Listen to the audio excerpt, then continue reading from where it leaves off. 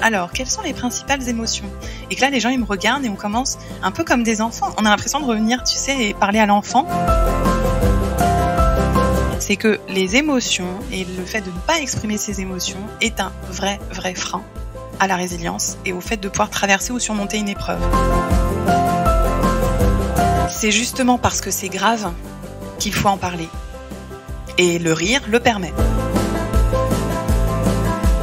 Chaque émotion, si tant est, et ça c'est génial quand on peut s'autoriser et s'offrir ce cadeau, si tant est qu'on arrive à les identifier, à les accueillir, à les accepter, à les libérer, et qu'on peut s'offrir le cadeau d'aller chercher ce qu'elles viennent nous donner comme message.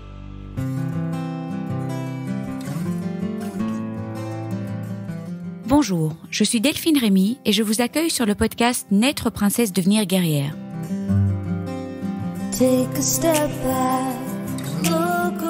Le podcast qui parle de coups durs, de rebonds et de la maladie autrement. Vous entendrez ici des personnes inspirantes, des médecins, des experts, des philosophes qui j'espère vous feront du bien. Vous entendrez aussi des hommes et des femmes, comme vous, comme moi, des super princesses et des héros du quotidien qui gèrent et qui galèrent, comme vous, comme moi.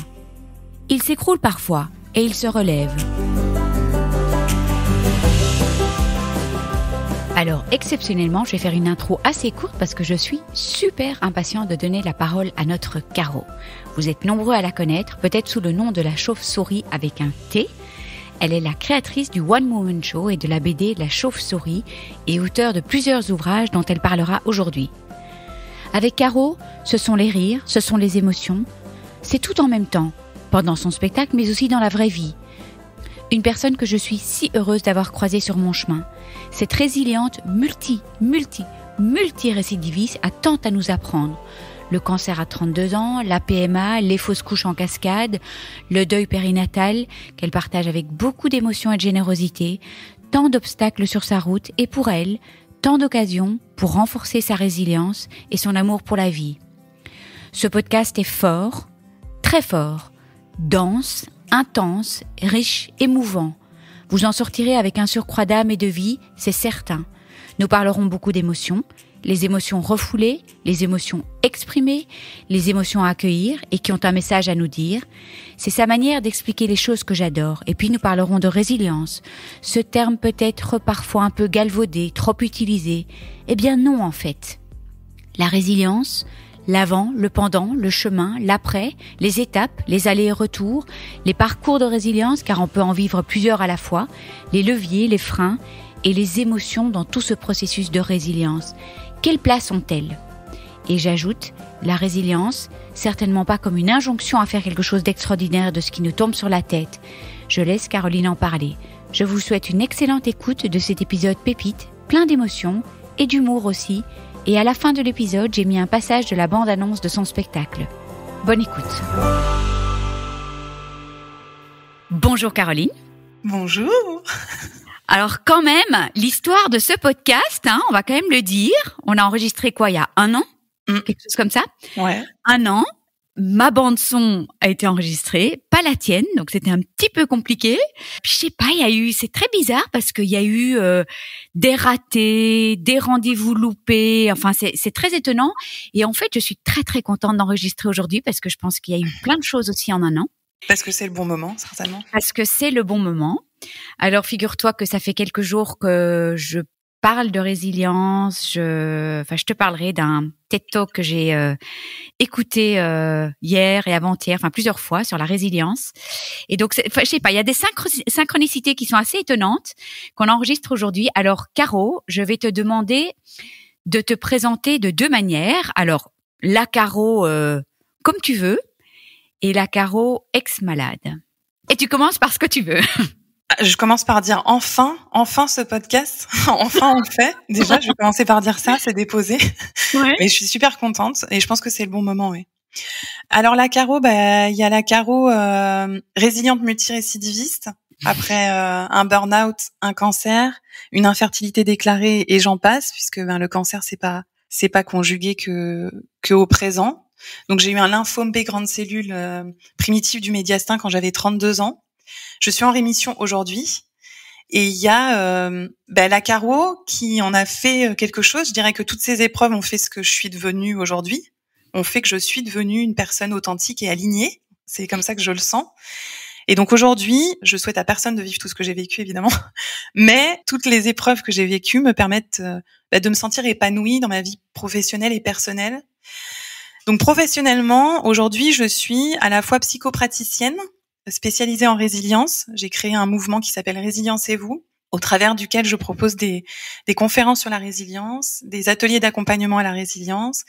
Et donc, j'accompagne tout à chacun pour pouvoir permettre aux personnes de découvrir leur talent de résilient, leurs ressources. Et j'y crois beaucoup parce que moi, ça m'a beaucoup aidée en tant qu'ex-malade et en tant que résiliente encore aujourd'hui, parce que je suis sur un chemin d'acceptation dont on parlera peut-être tout à l'heure. Et donc, je suis donc psychopraticienne. Je suis également comédienne, auteure et interprète du One Woman Show La Chauve-souris avec un T, que je joue partout en France, qui fait partie de mon parcours de résilience, qui est très humoristique et dans lequel je raconte mon parcours de malade. Donc, c'est un parcours de résilience, aussi un témoignage de résilience. Donc, la résilience est très, très présente, comme vous pouvez l'imaginer. Comme c'est étonnant, cette synchronicité. Ouais. Ça m'arrive très souvent aussi, donc ça me parle beaucoup.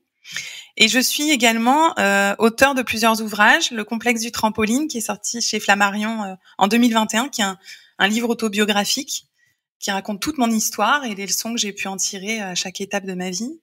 Et puis, une BD qui s'appelle Résilience-vous, qui est sortie l'année dernière et dans lequel, justement, je propose aux personnes et aux lecteurs de découvrir la résilience de manière vulgarisée, pratique, inspirante, avec des témoignages, etc.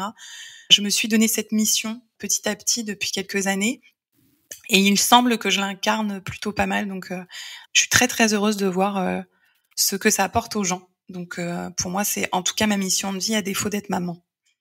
Voilà. Bon, mais on va en parler là justement. Bon, j'ai envie de revenir en fait sur toutes ces accouchements de projets, hein, parce que c'est vrai que tu parles de j'ai accouché de beaucoup de projets à défaut d'être maman. Oui.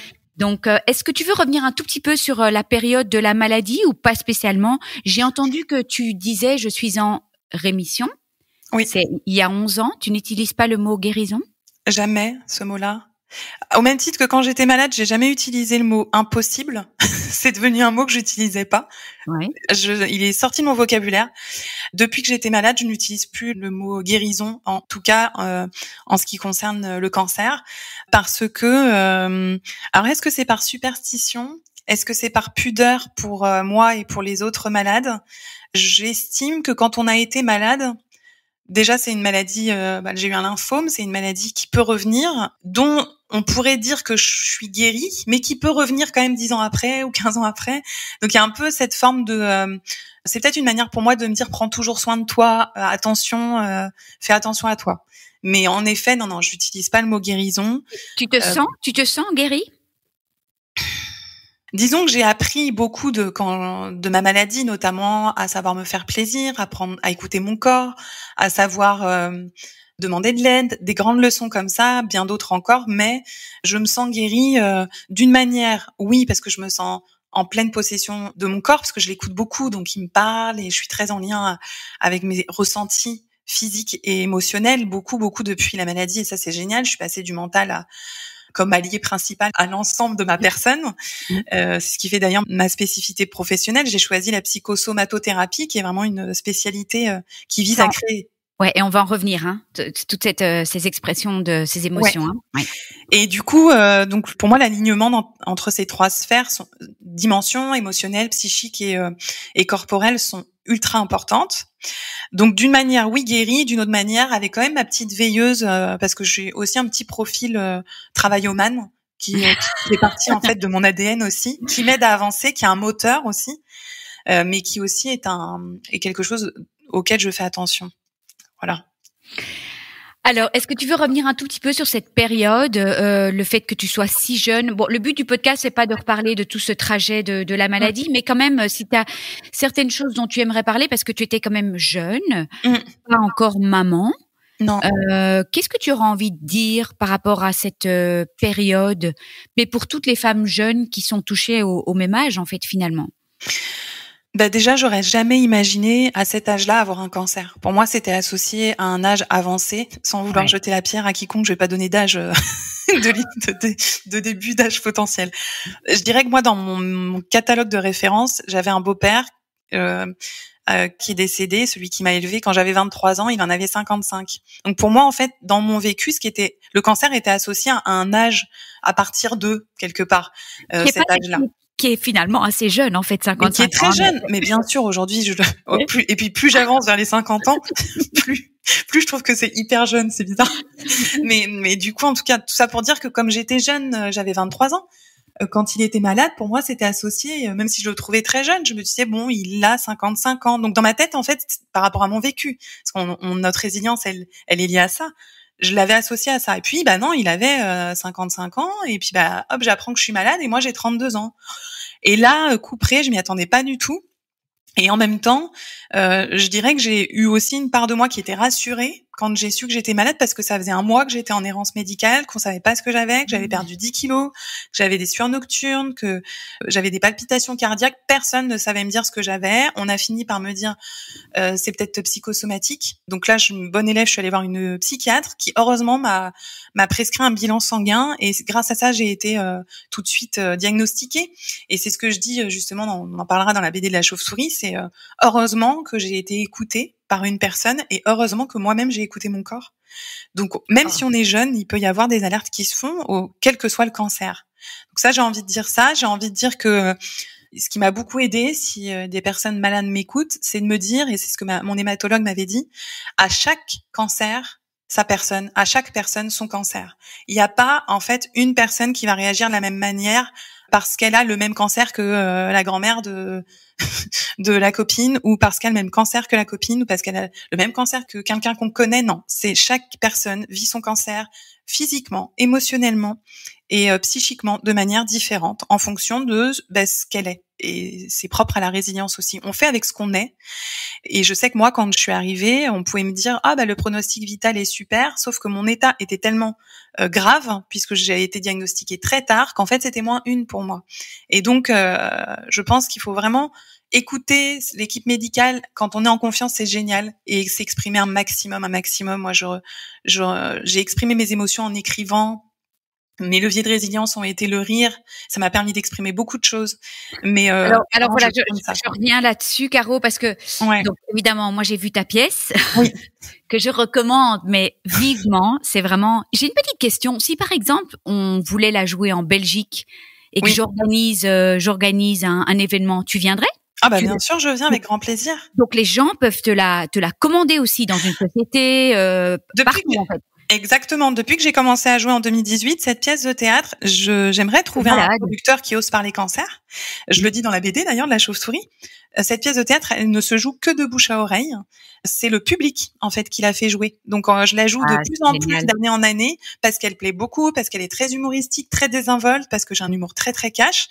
Et en effet, ce n'est que du bouche à oreille. Et en Belgique, oui, il y a des gens qui commencent à me dire quand est-ce que vous venez. Un peu partout en France, en fait, je commence souvent par avoir des petits messages comme ça. Et puis après, il y a quelqu'un qui s'empare du sujet. Il suffit juste de la proposer à une ville, à un service culturel ou à une association. Et il faut combien de personnes, tu dirais? Peu importe, ça dépend de l'événement qui est proposé. Je joue dans des salles de, je dirais, 40 personnes, même parfois 20 pour des petites soirées, jusqu'à 500, 600 personnes. Enfin, c'est vraiment, il n'y a pas de. Je joue vraiment dans tous les contextes. C'est ça qui est chouette. Cette pièce, elle est tellement facile à transporter, comme je suis seule avec ma chaise et ma petite tablette. J'ai quelques accessoires, mais ton perroquet, là, je sais pas comment vous appelez mon ça. Mon porte-poche R2D2, mon porte-poche à perfusion. Alors, j'ai une petite question quand même, parce que moi, je te cache pas que j'ai beaucoup rigolé, mais j'ai aussi pleuré pendant la pièce. Donc c'est ça qui est et on passe de l'un à l'autre. C'est formidable. Bon, il y a du recul, parce que ton cancer, tu l'as vécu en 2012. Ce spectacle, il est sorti en 2018.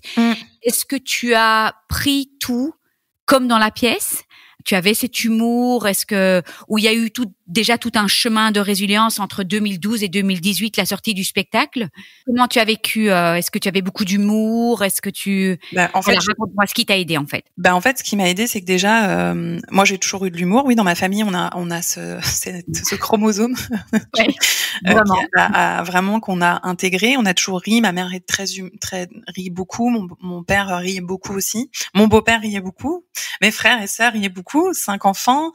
On a appris récemment qu'on était 6 en fait, mais bon, quand on était que 5, on a que des rebondissements dans cette famille.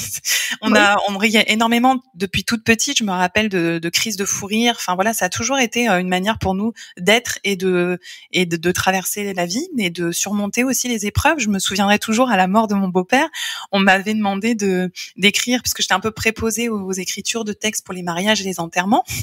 Et ça me plaisait bien, ce que j'ai écrit depuis toute petite. Et je sais pas, j'aimais bien, j'ai toujours aimé sublimer l'histoire des autres et ce qu'ils étaient ou ce qu'ils sont. Et du coup, je me rappellerai toujours, on était à l'église pour la mort de Daniel, mon beau-père, et je me mets à écrire le texte. Et en fait, je suis un peu pudique. Alors, avant de, entre guillemets, rentrer sur scène dans l'église, j'appelle un de mes frères et je dis, mais c'est tout de même pas possible, je vais pas lire ça. Parce que là, je me rendais compte que j'allais faire rire des gens dans une église. Donc, c'était OK quand on était entre nous. Rire des gens à un enterrement, c'était plutôt ça. Aussi. Voilà. C'était, tu sais. Rire dans une église, mais ouais. Oui, c'est ça, exactement. Et donc, du coup, je me dis, mais c'est pas possible. Alors, entre nous, c'était OK. Parce que mon beau-père était très, très, très dans l'humour.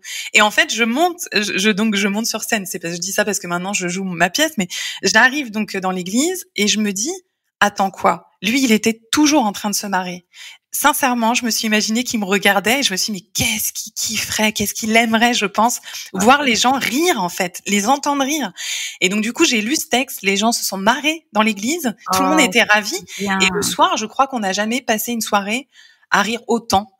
J'ai jamais eu autant de crises de fou rire, et je pense que c'est un peu ce que je dis maintenant, mais je me rends compte en te le disant que ça vient de là, c'est que, parce que c'est grave. Il faut en rire en fait pour pouvoir en parler.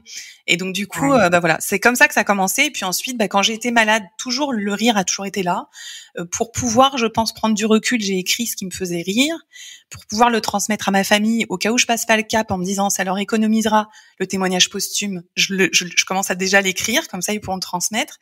J'avais envie de les faire rire après être partie. Au cas où. Et puis après, le rire, moi, il est là tout le temps, en fait, tous les jours. Je veux dire, là, ce matin, j'écris des sketchs. C'est ma manière, en fait, de transmettre et de communiquer. Et c'est une manière aussi pour moi de me ressourcer, de respirer, de m'oxygéner, de me renouveler, de vraiment, puis de rire ensemble. Il y a rien de plus puissant. Ça fédère, ça libère la parole, et aussi le rire libère beaucoup les émotions. J'ai beaucoup de personnes qui passent du rire aux larmes dans la pièce et qui viennent me témoigner de ça. Dans les livres aussi que j'écris, notamment le complexe du trampoline et la BD de la chauve-souris, je pense que la BD de la chauve-souris, je pense que je vais avoir beaucoup de témoignages de ce style-là, parce que finalement, c'est à l'image de les manières dont j'écris et dont je joue sur scène, c'est le public qui parle, attention, c'est pas moi.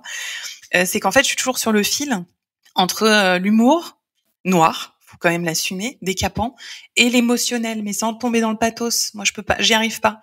Donc le pathos, je le vis moi chez moi et je pleure beaucoup aussi pour rire autant. Voilà. C'était ma question. Mais sur scène, je veux garder les gens sur un fil quand même, parce que imaginons une salle se mettre à pleurer tous ensemble. Ouais, je veux bien un peu, mais quand même, il faut respirer. Donc hop, le rire permet tout de suite après. Il y a beaucoup de ruptures, quoi, dans la pièce.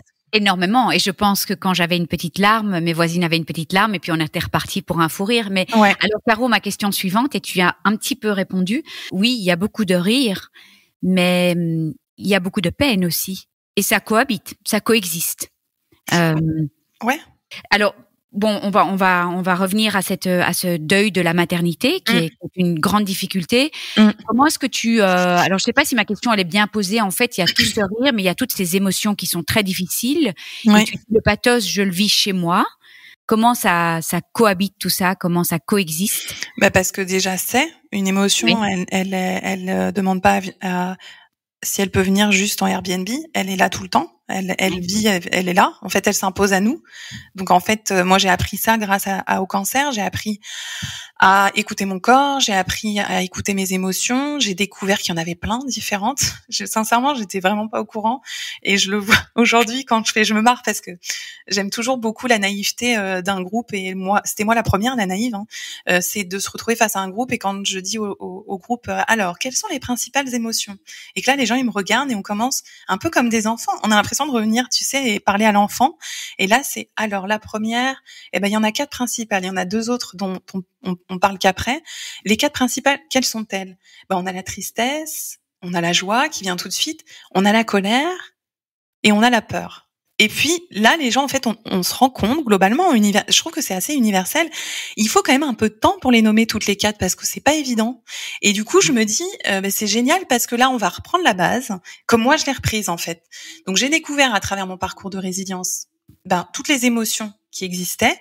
Et puis j'ai décidé, pour m'aider, et c'est ce que je constate dans les ateliers, dans les conférences que j'anime, c'est que les émotions et le fait de ne pas exprimer ces émotions est un vrai frein à la résilience et au fait de pouvoir traverser ou surmonter une épreuve. Et donc, je prends mon exemple personnel, du coup, en expliquant que chaque émotion, si tant est, et ça c'est génial quand on peut s'autoriser et s'offrir ce cadeau, si tant est qu'on arrive à les identifier, à les accueillir, à les accepter, à les libérer, et qu'on peut s'offrir le cadeau d'aller chercher ce qu'elles viennent nous donner comme message. Moi, je trouve que c'est hyper puissant de faire ça. Je l'ai fait. Moi, ça m'a énormément aidé dans mon parcours de résilience. C'est que de comprendre que la tristesse, elle vient nous dire laisse-moi le temps. La colère, elle va dire il faut que je me sente respectée, il faut que ça s'arrête. La peur, elle vient dire je dois me protéger, donc qu'est-ce que je dois mettre en place pour ça? Et puis la joie, elle vient dire je suis satisfaite, c'est satisfaisant, comme on aime bien dire là, les activités satisfaisantes. Et du coup, ça semble complètement naïf de se dire ça. Tout le monde va dire ouais, je sais. Ouais, il y a le savoir dans la tête et il y a se laisser l'autorisation de le ressentir, de le vivre et de libérer tout ce qu'il y a derrière. Et donc pour revenir à mon histoire, parce que je suis toujours un peu ces parallèles là, moi j'ai eu mon parcours de résilience relatif au cancer. Je me suis autorisée à demander de l'aide, parce qu'il y a aussi les autres, il n'y a pas que soi dans la résilience. Je me suis autorisée à libérer, je me suis autorisée à vivre mes émotions, à les poser sur le papier, à les exprimer. La colère est arrivée assez tard. Quand j'étais malade, je me suis autorisée en fait à vivre toutes ces émotions-là, à les écrire, à les exprimer, à chercher ce qu'elles venaient me donner comme information. Et par exemple, la peur, elle m'a appris que je devais me protéger, mais surtout que je devais demander de l'aide. Et en fait, c'est bien de tirer la pelote et ça, les émotions ont vraiment des messages à faire passer. Et souvent, elles viennent révéler un besoin qui n'est pas identifié, qui n'est pas exprimé, qui n'est pas assouvi. Et donc voilà. Donc ça, c'est mon parcours de résilience. Je dirais qu'aujourd'hui, par rapport au cancer, j'ai un parcours. Il y a différentes étapes dans la résilience. Je vais vous passer les détails, mais il y en a plusieurs. Donc je parle. Non, vas-y, parle-en mais oui, parce que finalement, ce podcast, il porte quand même beaucoup sur la résilience et tout ton travail. Parle-en. Je sais je comptais peut-être te poser les questions après, mais c'est pas grave. On s'en fout. Les auditeurs ont l'habitude de jumper d'un sujet à un autre. Okay. Et c'est totalement passionnant. Donc vas-y, t'es dans le flow. Donc vas-y. Dans la résilience, en fait, pour expliquer que en tout cas, j'ai identifié aujourd'hui 2 parcours de résilience que je suis en train de vivre. Le premier, c'est celui du cancer, si je peux me permettre. Il y en a eu d'autres. On peut vivre des parcours de résilience, selon moi, de manière parallèle, plusieurs parcours. Et puis on va les commencer pas au même moment. Je vais donner mon exemple. Moi, j'ai vécu le cancer. Aujourd'hui, mon cancer, c'est OK. Je suis arrivée à la résilience parce que j'ai passé les différentes étapes. Donc, il y a une phase dans la résilience. Je dirais qu'on commence par le processus de deuil, qui est une phase plutôt descendante. On va aller du choc jusqu'au deuil. Et puis, donc, il y a plusieurs étapes. Et puis ensuite, dans la deuxième grosse phase, on va arriver sur la résilience. Et donc là, c'est une phase qui est plutôt ascendante, donc montante. Et on va aller jusqu'à la résilience. Et donc, on va avoir souvent le point de croisement de ces deux, c'est l'acceptation. À partir de l'acceptation, on va pouvoir commencer à se lancer un défi, se fixer des objectifs pour la suite. Et puis, il y a ensuite l'étape de la créativité. Et la créativité, elle se manifeste pas forcément par le fait d'écrire un spectacle ou d'écrire un livre, on s'en fout de ça. C'est vraiment une manière d'être créatif pour soi. Par exemple, moi, je sais qu'à mon niveau, avant d'avoir écrit Complexe du trampoline ou La chauve-souris, j'ai découvert que il fallait que je sache me faire plaisir pour aller mieux. Et j'ai appris à me faire plaisir quand j'étais malade. Et c'est des choses que j'avais pas intégrées comme quelque chose de bien dans ma vie, en fait. Je savais pas que ça pouvait devenir finalement un indicateur de bonheur. Et donc j'ai découvert ça quand j'étais malade. Pour moi, c'est vraiment quelque chose de créatif que j'ai mis en place dans ma vie. Donc c'est simple. Pour autant, après, la résilience, elle peut prendre des formes. Et dans ma vie, elle a pris la forme d'un spectacle parce que j'ai écrit, parce que j'ai ri, que c'est devenu un spectacle un peu malgré moi. Elle a pris la forme de livre parce que j'ai eu envie de transmettre. Elle a pris la forme de la BD parce que j'ai un humour très visuel et que j'ai voulu aller plus loin, à la fois pour expliquer la résilience et à la fois pour expliquer mon histoire à un plus large public à travers la BD de La chauve-souris. Tout ça pour dire que sur le parcours du cancer, aujourd'hui, j'ai atteint la résilience, vraiment. Et je suis hyper OK avec mon parcours de malade. Alors, Caro, je te pose une question. Donc, il y a une pente descendante, une pente ascendante. Enfin, j'allais dire ça a l'air linéaire, c'est pas vrai parce qu'on descend et puis on remonte. Mais on est bien d'accord qu'il y a parfois beaucoup d'allers-retours. On peut redescendre, remonter, redescendre, remonter, redescendre. Enfin, c'est pas, on n'atteint pas toujours. Après, j'aurais une autre petite question par rapport à, enfin, je vais te la poser maintenant. En fait, la résilience, est-ce que pour toi, c'est bon, je sais que c'est en fait une définition en physique, c'est la capacité de résistance d'un matériau à retrouver sa forme initiale quand elle a été scrunchée, ou je sais pas comment je pourrais dire. Ouais. T'as compris. Ouais. Mais est-ce que c'est traverser l'épreuve déjà ou en faire quelque chose? Alors, j'aime bien. Alors, je vais te répondre. Je vais répondre à ce que tu viens de dire, mais juste, ce qui me vient quand tu dis ça, c'est le fait que déjà, en effet, je suis d'accord avec beaucoup de jeunes femmes ou d'hommes qui aujourd'hui disent il faut arrêter de nous donner cette injonction d'être résilient. Voilà. Je suis d'accord avec ça, parce que je sais ce que j'entends dans ce que tu dis, même si c'est peut-être pas ça, mais c'est ce que j'interprète. Non, mais on en avait parlé en plus au salon des cafeteuses de cette injonction à faire quelque chose de. Et c'est super parce que c'est vrai que là, on peut entendre résilience comme une injonction à être résilient. Je sais que tu n'es pas du tout là-dedans. Du tout, et c'est hyper important justement de pas. On s'en fout de. Alors qu'est-ce que ça veut dire ? J'ai envie de dire en faire quelque chose, ça veut dire quoi déjà ? Faut repartir de cette question-là. Donc en fait, pour moi, je vais répondre du coup à ce que tu viens de dire. Si la question c'est est-ce que la résilience elle est chronologique ? Non. Il y a un processus et on aime bien modéliser. Donc, on fait étape. Il y a une dizaine d'étapes dans la résilience. Je dis une dizaine parce que depuis le Covid, j'ai du mal à retenir les chiffres. Il y a 7 étapes. Voilà. Dans la résilience, c'est beau. En plus, c'est le chiffre tibétain. Le chiffre 7 quand même. Ouais. Et donc, il y a plusieurs étapes dans la résilience. Ces étapes-là, on peut les passer de manière chronologique pour certaines personnes. Donc, on aime bien mettre une chronologie pour expliquer que étape 1, 2, 3, jusqu'à un processus quelque part de guérison. C'est ce que j'explique dans la BD Résilience-vous. Mais pour autant, sur ce processus-là, parce que notamment dans le processus de la résilience, il y a l'étape de la colère. Mais pour autant, pour moi, et c'est ce que j'explique tout le temps, les émotions, elles sont partout. Donc, il y a de la tristesse, il y a de la joie, il y a de la colère. Partout. Sur le processus, elles interviennent, elles repartent parce qu'elles sont et qu'elles s'imposent à nous et que c'est normal et qu'elles sont là pour nous aider à exprimer des choses. Donc, c'est en lien avec le fait d'exprimer ses émotions et de l'importance de le faire. Donc, c'est pas chronologique. On peut très bien.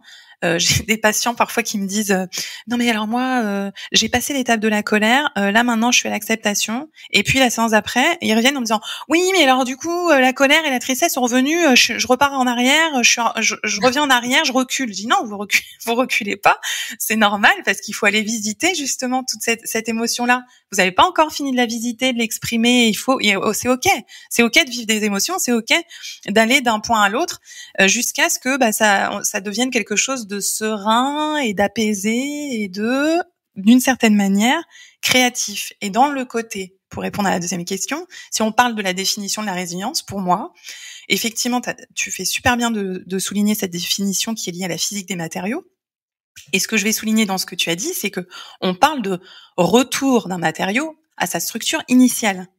Sauf que, pour moi, en résilience psychologique, je suis pas du tout la ponte, hein, c'est bien Monsieur Cyrulnik, ce grand homme qui l'est, il l'explique très bien. Il y a une notion de développement personnel, c'est-à-dire que je traverse et je surmonte une épreuve, mais qu'est-ce que je vais en tirer comme leçon ? Qu'est-ce que je vais en tirer comme apprentissage ? Comment je vais en sortir grandi ? Et c'est là où la résilience psychologique, elle se fait. Et quand je parle de en sortir grandi, je reviens à ce que je disais tout à l'heure, ça peut être « Tiens, j'ai appris à savoir demander de l'aide. Tiens, j'ai appris à bien respirer l'odeur de mon café le matin, de prendre cet instant-là pour moi. Tiens, j'ai appris à faire la méditation. Tiens, maintenant, je contemple un peu plus les choses. De la marche, peu importe, j'ai découvert que j'aimais peindre. Enfin voilà, il y a plein de choses possibles. Est-ce que tu pourrais dire que la résilience, c'est comme un muscle finalement alors, c'est mon généraliste qui m'a dit ça l'autre jour. Il m'a dit, tu sais, les enfants qui ont déjà été exposés à des difficultés, petits, qui ont déjà dû exercer cette capacité de résilience, le sont de plus en plus. Est-ce que tu pourrais, comme la gratitude, moi j'aime bien dire que c'est un muscle, est-ce que la résilience pour toi, c'est un muscle ?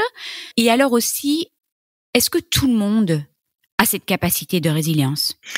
Alors, pour moi, tout le monde a des capacités de résilience. Il suffit de s'y connecter. Pour moi, sincèrement, je me suis re-questionnée sur cette notion-là parce que c'est une question qu'on me pose souvent. Et même si j'aimerais me dire de manière fataliste qu'il y a des gens qui le sont pas. Moi, je suis totalement persuadée qu'il y a des gens, que tout le monde est concerné par la résilience, déjà, parce que tout le monde aura à vivre dans sa vie une épreuve difficile, peu importe l'épreuve, parce qu'il n'y a pas pour moi, chaque épreuve est relative à la personne qui la vit. Il n'y a pas de petite ou de grosse épreuve. Pour moi, la notion d'intensité dramatique, elle existe.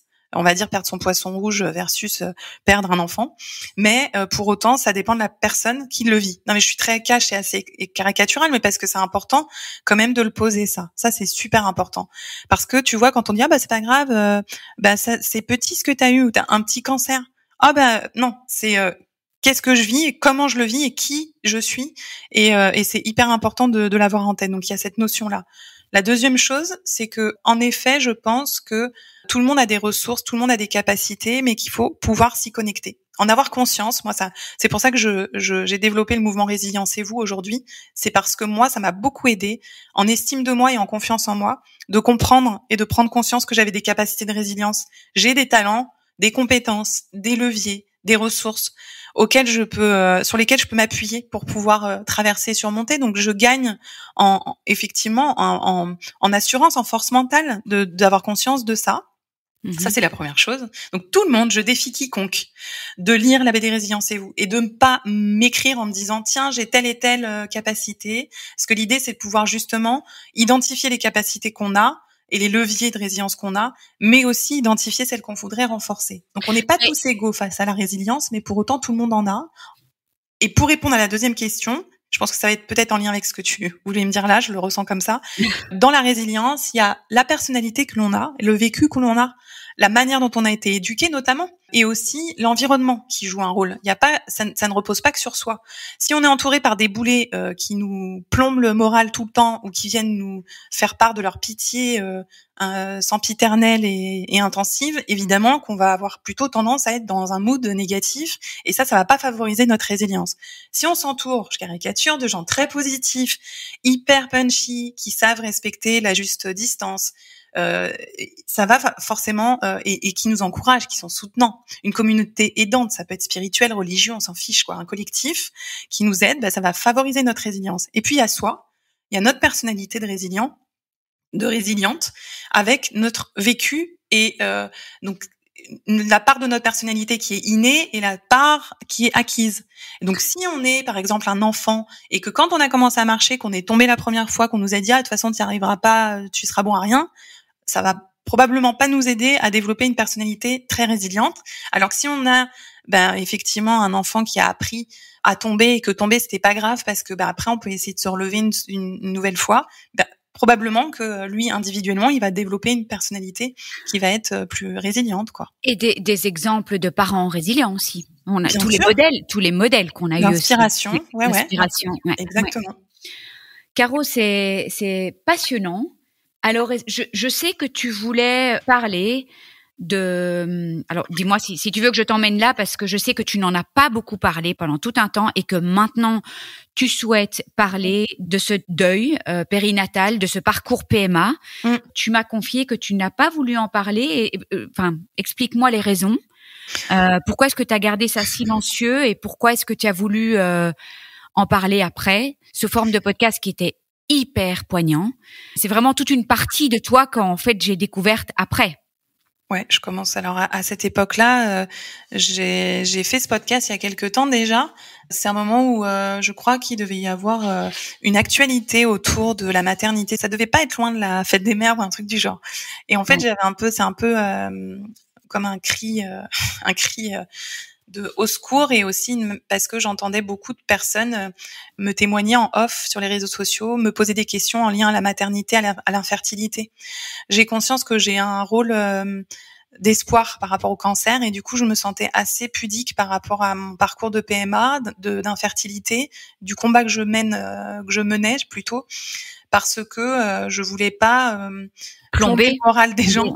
Et au final, je me suis dit, et il y avait cet aspect-là, puis il y avait aussi une part de moi qui avait vraiment besoin que ça reste dans l'intime. Et je me suis dit, quand je serai prête, j'en parlerai. On parle encore du parcours de résilience. À un moment donné, on peut verbaliser, chacun son timing, chacun son rythme, et ça, c'est hyper important. Donc, pour revenir à ça, effectivement, ce parcours de maternité, je dirais, ou d'infertilité, moi, j'ai été malade. La maladie, c'est pas conjugué qu'au présent. et elle se conjugue pas aujourd'hui qu'au passé, et elle s'est conjuguée au futur dans ma vie, dans le sens où j'ai entamé 2 ans après mes traitements, donc à l'âge de 34 ans, un long parcours de PMA, lors duquel j'ai vécu 7 fausses couches, un don d'ovocytes, donc beaucoup de parcours FIV, et puis j'ai, il y a 2 ans et demi, été enceinte d'une petite fille dont j'ai accouché. Ça remonte, ma Caro. T'as envie d'en parler ou t'as pas envie d'en parler?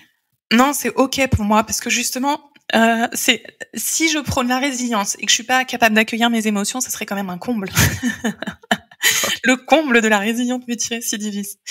Non, j'ai une émotion qui est là et que je vais nommer, c'est la tristesse et en même temps quelque part la joie, parce que j'ai eu le courage, grâce à tout ce que j'ai vécu à côté, c'est-à-dire que les gens savaient pas, mais à travers la pièce de théâtre, à travers la chauve-souris, je m'apportais énormément d'émotions et de ressources et de rire pour me permettre, donc les émotions, c'était la joie, c'était le sentiment de plaisir d'être sur scène, et je me sentais portée.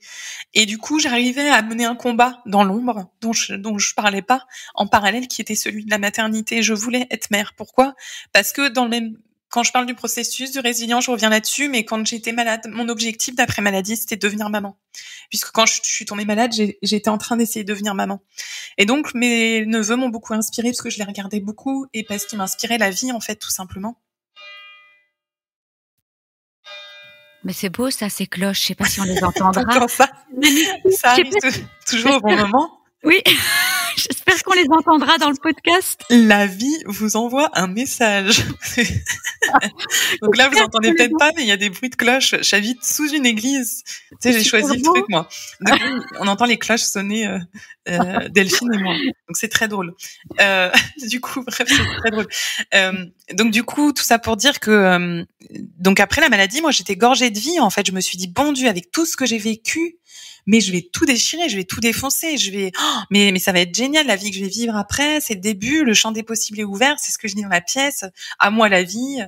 Et en fait, j'étais persuadée, mais que ça allait fonctionner. Ça n'a pas fonctionné. À chaque FIV, je repartais sur il faut nourrir l'espoir tant que t'es en traitement, et puis on pourra en parler, on en rediscutera peut-être un autre jour, et peut-être je vais faire des podcasts là-dessus, je pense. Tu nourris l'espoir par respect pour l'enfant que tu auras, que tu espères, que tu attends, que tu aimes déjà. Et pour autant, tout l'espoir, tu sais, tu te dis, t'es presque maman déjà coupable. Il faut que je sois super positive. On te dit, moi j'avais envie d'être une terre d'accueil, tu vois, hyper prête, hyper zen pour que les petites ovocytes viennent se déposer et envie de rester. Enfin, je devais vraiment faire preuve d'une grande ouverture et d'un grand élan de vie et d'espoir. Et puis arrive à chaque FIV les examens médicaux qui te disent que finalement non, t'es pas maman, ou alors que t'es enceinte mais que tu fais une fausse couche. Donc tu nourris, t'es toujours entre ces émotions qui sont hyper contradictoires, d'espoir, d'amour, de joie. Et puis juste quand on t'annonce que ça n'a pas fonctionné, tu reprends ton parcours de deuil et tu fais que ça. C'est épouvantable, c'est épouvantable. Enfin, j'ai connu des gros soucis d'infertilité aussi, donc c'est épuisant. Moi, mais je trouve que c'est plus dur que le cancer. Je trouve ça terriblement difficile. Émotionnellement, je pense que ça a été beaucoup plus difficile parce que et tu avances et tu recules. On va pas repartir. Tu ne fais que ça, et en fait, tu dois réfléchir. T'as des traitements médicaux qui sont très très lourds. Moi, mon corps avait été quand même assez chahuté par la maladie, et du coup. Et ton corps, tu le reconnais plus. Enfin, moi, j'étais boostée aux hormones, mais comme beaucoup de femmes dans ce cas-là. Il y a aussi tout ce qu'on peut aborder autour de la maltraitance gynécologique qui n'est pas forcément consciente de la part des soignants, mais qui est très compliqué dans les mots, dans l'approche physique des choses. Et en même temps, il faut être déjà là. Il faut être déjà maman dans son cœur. Il faut être maman dans son corps. Il faut se reposer, mais en même temps, voilà. Et puis les gens qui te disent tu sais, pour que ça fonctionne, il faut pas y penser. T'es gentil, ouais, je me pique tous les 2 jours, je me booste aux hormones, j'ai des effets secondaires de malade, j'ai pris 15 kilos. Enfin bref, tout ça pour dire que ça a été très compliqué. Et que ensuite, j'ai décidé de tout arrêter. J'avais 35 ans à peu près. J'ai décidé de tout arrêter. J'ai dit que non, je sais pas 35, plus encore, je sais plus. Mais bref, j'ai passé quelques années. Au bout de 7, en tout cas, FIV, j'ai arrêté. Je me suis dit là, en fait, j'ai décidé d'écouter. C'est énorme, mais c'est cette déception énorme en fait. Énorme. Cette deuil. Ouais, et puis tu vois, la fausse couche, on te dit c'est pas grave. Moi, je me rappelle d'un gynécologue qui m'avait dit ah bon, mais vous êtes sûr que vous étiez enceinte? Vous êtes sûr que c'est pas votre cœur qu'on entendait battre? Alors que j'étais enceinte, quoi. J'ai fait une fausse couche. Enfin, c'était horrible. Et j'ai fait une fausse couche précoce. Bref, tout ça, ça se cumule, et tu te dis, sans compter certaines personnes qui vont te dire, ah bah dis donc tu cumules, bah ouais, super. Tu voulais en parler d'ailleurs, hein, les personnes qui disent tu cumules, quoi. Ah ouais, je me suis posé la question du karma. Qu'est-ce que j'ai fait, du pourquoi moi encore? Je me suis reposé la question. J'ai dit, bon Dieu, c'est pas possible. Enfin, et donc du coup, bah après, voilà, il y a une part d'acceptation qui se joue aussi. Donc aujourd'hui, je suis dans cette phase d'acceptation parce que ce qui a été gros déclencheur de l'acceptation, c'est que j'ai été enceinte d'une petite fille dont j'ai dû accoucher. Je vais dire ça avec un détachement qui va peut-être sembler un peu étonnant, mais j'ai été enceinte d'une petite fille qui s'appelle Aël, dont j'ai accouché à environ 6 mois. C'était il y a 2 ans et demi sur les réseaux sociaux. J'en ai pas parlé du tout parce que pour moi c'était comme un peu une superstition. Je voulais que ça reste, c'était tellement précieux, je voulais qu'il y ait absolument rien qui vienne entacher d'une énergie ou d'une autre négative ce que je vivais. Et finalement on m'a annoncé que ça serait pas une petite fille viable. Et donc on a décidé on a fait d'arrêter la grossesse. C'était extrêmement compliqué, j'ai dû accoucher d'elle. Je la sentais bouger la veille. Enfin, c'était très très compliqué.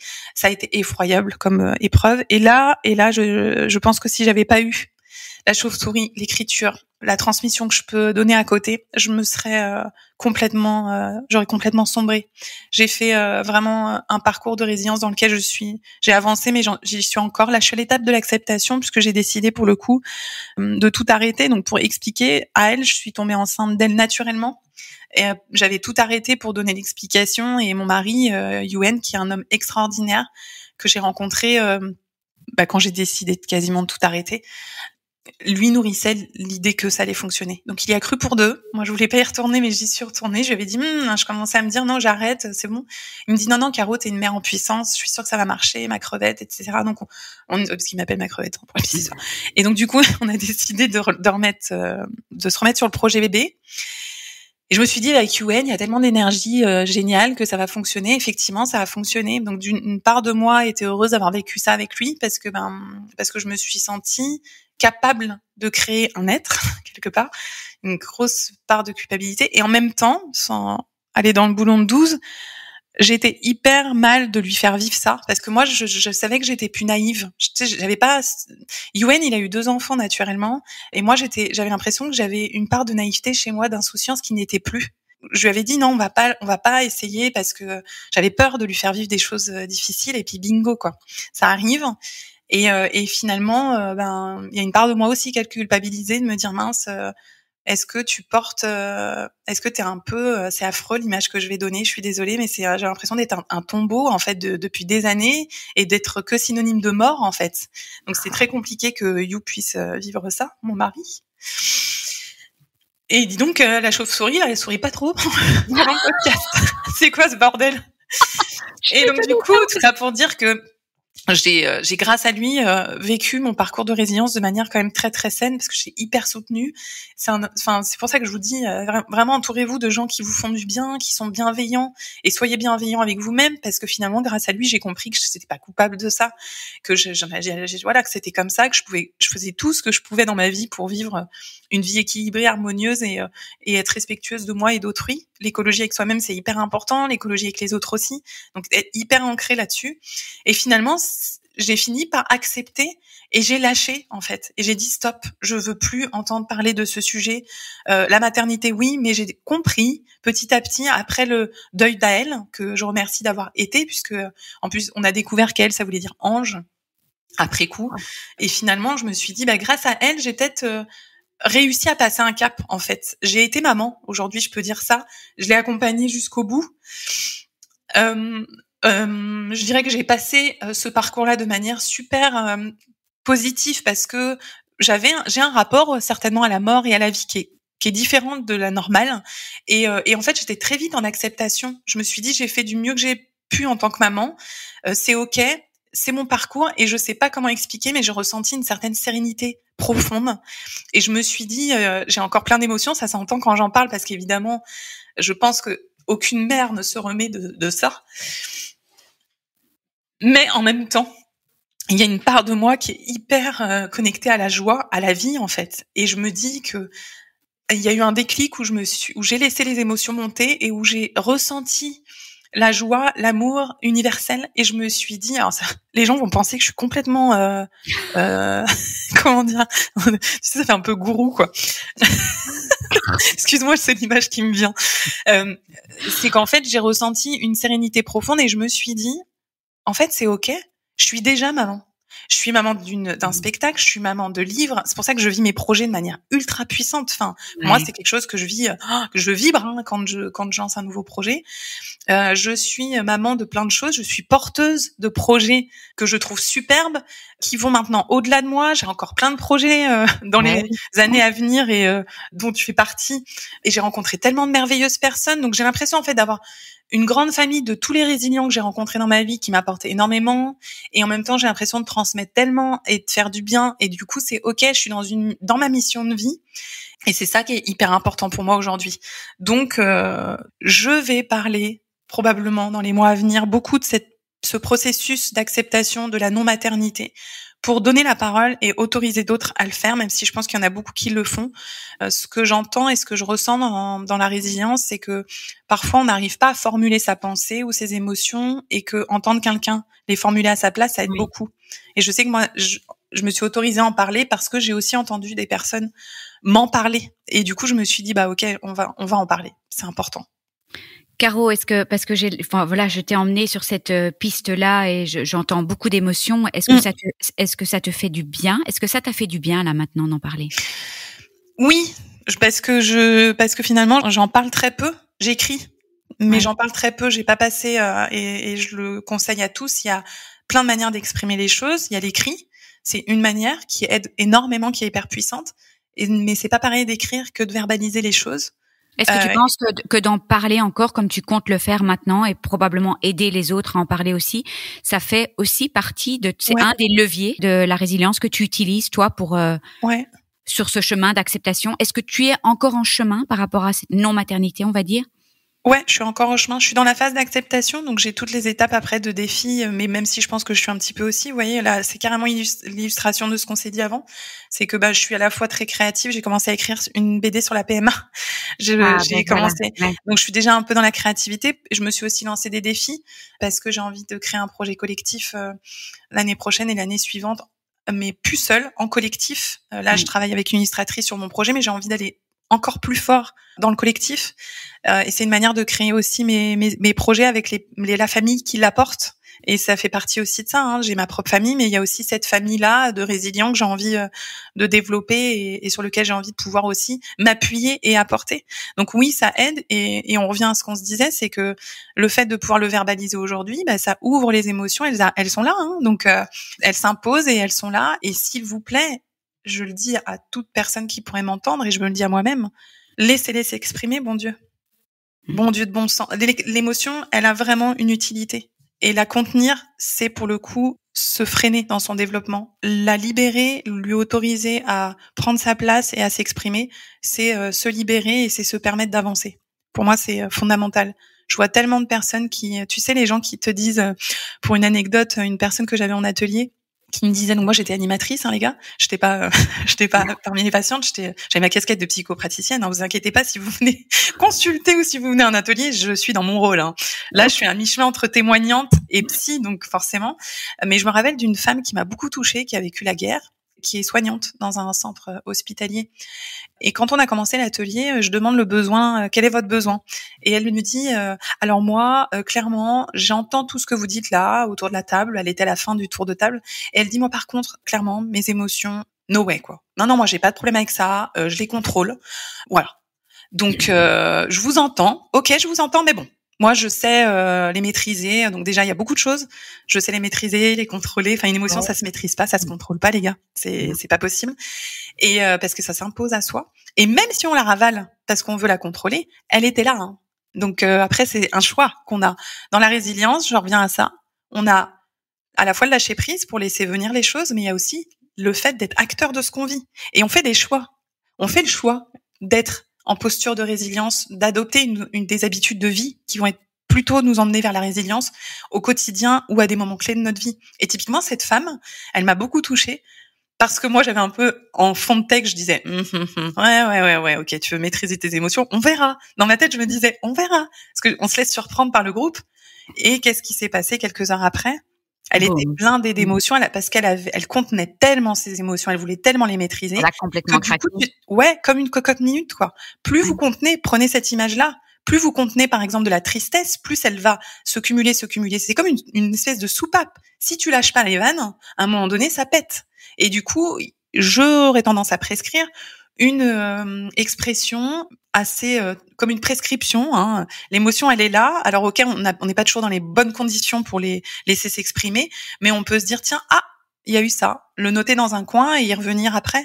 Il y a plein de vecteurs, et notamment, on en parlait, la musique qui aide aussi à l'expression des émotions. Donc voilà, je vous invite, mais vraiment, s'il y a un truc et astuce à retenir en résilience, c'est qu'il y a plein de choses à découvrir, mais quand l'émotion est là et quand le corps parle, écoutez ça. Caro, j'ai l'impression que c'est une conclusion impeccable à ce podcast, quoi. En fait, oui, voilà, vraiment cette expression des émotions. Et c'est vrai que je l'avais entourée vraiment en très très grand. J'avais en plus demandé que tu racontes une anecdote par rapport à ça, donc tu l'as racontée. Voilà.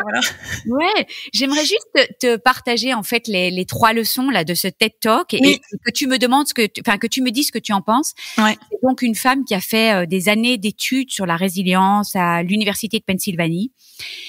Et voilà qu'elle se trouve de l'autre côté parce qu'elle perd sa fille de 12 ans percutée par une voiture. Et donc, atroce, épreuve, comme tu peux imaginer, vraiment, vraiment très, très compliquée. Et elle retire 3 leçons. Alors, c'est vrai que j'ai toujours un peu de mal avec les 3 leçons pour être heureux. Enfin, voilà. Mais j'ai trouvé qu'elle a bien résumé ce phénomène de résilience. La première leçon, c'était de savoir que l'adversité existe. Et en fait, de ne pas avoir cette naïveté que, en fait, le fait de le savoir, on est déjà plus près. Les personnes résilientes savent que l'adversité existe. Elle commence son TED Talk en disant, justement, ça va te parler. Elle commence son TED Talk en disant, si vous avez déjà connu, vous avez été victime de tac, si vous avez de faillite, d'abus, d'infertilité, elle a mentionné justement. Donc finalement, toute la salle était levée. Parce que tout le monde avait connu des adversités. La deuxième clé, elle dit, c'est vraiment pratiquer cette gratitude, la gratitude, et accepter de changer son regard sur ce qu'on vit. Mais elle ne dit absolument pas, elle parle de la peine est là, les émotions sont là, tu vois, donc il n'y a pas de négation de la peine, donc c'est vraiment d'accepter de changer ce regard, d'essayer de voir le beau dans tout ce qui est difficile, donc c'est vraiment formater son esprit. Donc, c'est vraiment un exercice de l'esprit. Et puis, le troisième, je trouvais ça hyper touchant. Alors, comment est-ce que je vais le traduire? C'était en anglais. Elle prenait des exemples de situations où elle se dit, est-ce que ça va me faire du bien ou est-ce que ça va me faire du tort? Alors, c'était rencontrer le conducteur qui est rentré dans la voiture de sa fille au procès et se poser la question, est-ce que ça va me faire du bien ou est-ce que ça va me faire du tort? Elle s'est dit, ça va me faire du tort, donc je le fais pas. Je rencontre pas. Son mari a été rencontré, le conducteur. Un soir, elle s'est mise à regarder toutes les photos de sa fille Abby, et en fait, elle s'est rendue compte qu'elle était hyper triste, que en fait, ça lui faisait du tort, ça ne lui faisait pas du bien. Et donc, elle s'est dit, allez, maintenant, on arrête de regarder les photos et on va se coucher. Alors, c'est vrai qu'à ce moment-là, je me suis dit, mais enfin, c'est quand même important aussi d'accueillir toutes ces émotions-là. Mais je comprenais ce qu'elle voulait dire donc, de chaque fois analyser, est-ce que ça me fait du bien ou est-ce que ça me fait du tort pour avancer? Ouais. Donc voilà, je voulais savoir ce que tu en pensais d'ailleurs de ce troisième point, en fait. En fait, il y a plusieurs choses. Je peux rebondir sur les autres points aussi? Oui, tu peux. Je vois le temps qui passe, alors voilà, mais on va clôturer avec ça parce que je trouve ça très intéressant. J'avais vraiment envie d'avoir ton avis sur ces 3 points. Sur le fait de savoir que l'adversité existe, évidemment, c'est ce que je prône aussi, c'est la conscience. avoir conscience en fait que les épreuves existent et ça fait partie de la vie. Tu vois, c'est pas je suis en déni et non, ça n'existe pas. Ça existe en fait, c'est ça. L'adversité existe. Je suis complètement en phase avec ça. Pour moi, ça c'est en lien avec la notion d'acceptation de ce qui est, de ce qu'on ne peut pas changer. Ce que je dis souvent, c'est elle parlait beaucoup. En fait, les résilients acceptent qu'ils peuvent les choses sur lesquelles ils n'ont pas de contrôle. Voilà. Pour moi, c'est hyper important d'accepter ce qu'on ne peut pas changer, mais de savoir aussi qu'on peut agir sur certaines choses et notamment sur la manière d'appréhender les choses. C'est ce que je dis tout le temps. Donc, évidemment, ça revient au changement de regard et du coup, c'est au prisme de lecture de la vie. Comment je regarde cet événement? On parle de verre à moitié plein, verre à moitié vide. Donc, ça m'évoque ça. Voir le beau dans ce qui est difficile aussi, c'est très très important. Je suis complètement en phase. Ça m'évoque le fait de moi, notamment quand je me suis fait raser et que je me trouvais super belle alors que c'était la chose qui me faisait le plus peur, tu vois. Finalement, dans tout ça, il y a du beau et puis dans ce qu'on vit de difficile, il y a du beau aussi dans le fait qu'on peut apprendre des choses. Enfin, c'est ce qui me vient quand tu dis ça. Et puis, ou dans l'accouchement d'Aël aussi, il y avait du beau. Enfin, je fais le parallèle en tout cas avec mon histoire et il y avait vraiment du super beau, quoi. Donc oui, c'est effroyable à vivre, mais c'est aussi beau qu'effroyable. C'est vraiment ça, le ressenti. Donc pouvoir voir la part de beau dans tout ça. Et dans le dernier levier sur qu'est-ce que ça me fait, moi, ce que je prône aujourd'hui, c'est le fait de passer par soi. Ce qui m'est venu quand t'as dit je décide, j'analyse et je décide, je dirais qu'est-ce qui va faire que je vais dire oui ou non. Par exemple, si je pense aux gens et c'est un exemple qui parle à beaucoup de personnes, je vais utiliser juste celui-ci, c'est quand on dit oui à quelqu'un alors qu'on a envie de dire non. Notre tête va peut-être dire oui, notre cœur va dire non, notre corps va dire non. Si on est en mesure d'entendre ça là, cet alignement, on revient au début à l'alignement qu'on a, on sait ce qui est bon pour soi ou pas bon pour soi. Effectivement, ça veut pas dire tomber dans le déni, ça veut dire peut-être c'est pas le moment ou ça ne l'est plus. Peut-être que ce sera demain. Mais toujours pouvoir se dire oui, je fais attention et ça me fait faire un lien malgré moi avec par exemple les relations toxiques qu'on peut avoir, de se dire il faut que je fasse attention, que je me préserve. Parfois il y a des moments où quand je vis une épreuve, il faut que je pense à moi d'abord parce que c'est prioritaire, que je m'entoure de gens sains. Et puis je dirais pour conclure, le plus important dans tout ça, c'est de rester écologique avec soi-même. Quel que soit le levier, que ce soit OK pour soi. On sait quand c'est OK pour soi. On le sait. Au fond de soi, on le sait. On le sait, on le sent. Voilà. Il n'y a pas de meilleure conclusion. Caro, je te remercie et je suis vraiment contente d'avoir enregistré aujourd'hui. Je sais pas, je sentais que c'était vraiment le bon jour. Merci tout cœur. J'ai déjà noté plein de petites idées, des petites phrases à mettre au début. C'était, tu sais, j'ai un petit baromètre moi quand j'enregistre un podcast, un baromètre à waouh, tu vois. Et donc chaque fois je me dis waouh, ce qu'elle vient de dire, waouh, ce qu'elle vient de dire, waouh, ce qu'elle vient de dire. Donc c'était un podcast waouh. Vraiment, je te remercie tout cœur. Je me réjouis de le monter, de le publier. Et je sais qu'on doit rester encore en ligne pour parler de projets. Ouais, c'est ça. Donc voilà. Est-ce que tu veux terminer par une petite phrase? Bon, il y a eu que des conclusions magnifiques, hein, donc je sais pas si tu as une phrase en particulier. D'abord, ouais. Avant cette phrase-là, où est-ce qu'on peut te retrouver? Alors, où est-ce qu'on peut me retrouver? Vous pouvez me retrouver sur Instagram, sur Facebook, sur TikTok, sur LinkedIn. Vous cherchez Caroline Leflour ou la chauve-souris avec un T, si vous n'aviez pas compris le jeu de mots.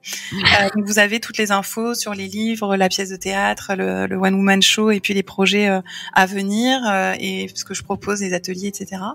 Donc ça, c'est là où vous pouvez me trouver. J'ai des sites internet aussi qui décrivent mes activités. Ça, c'est la première chose. Et puis, la deuxième chose, j'ai envie de finir par... tu parlais de l'importance de la gratitude en résilience, c'est hyper important. Et je te remercie. Donc 9 mois de chimio, et puis si tout va bien, on n'en reparle plus. Enfin, je veux dire, on ne vous revoit plus, quoi. Enfin, je veux dire, c'est terminé. Enfin, je veux dire, vous vous en sortez, quoi. Tumoral, du latin tumora, qui signifie tu mourras ou pas. On verra. Enfin, vous allez voir, pour obtenir un crédit, c'est pas gagné. Non, mais même le mec gentil de CTM, toujours prêt à rendre service, il voit ça, il est vert. T'as des maladroits. Oh non, Caro, fais chier, bah toi, t'étais trop sympa.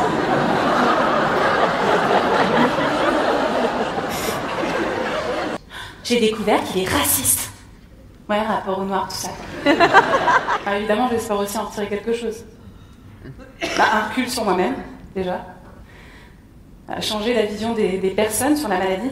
Quand tu écoutes le nom des produits qu'on m'injectait, Astrocitox Xerothorax. 248 points. Les comptes double, mon compte triple.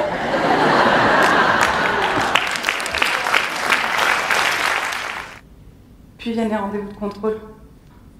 Oh, le roulement de tambour qui résonne dans ma poitrine avant chaque résultat me plaît.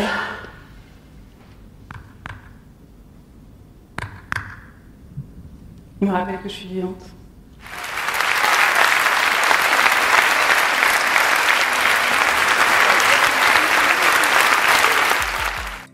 Je vous remercie de tout cœur de nous avoir écoutés.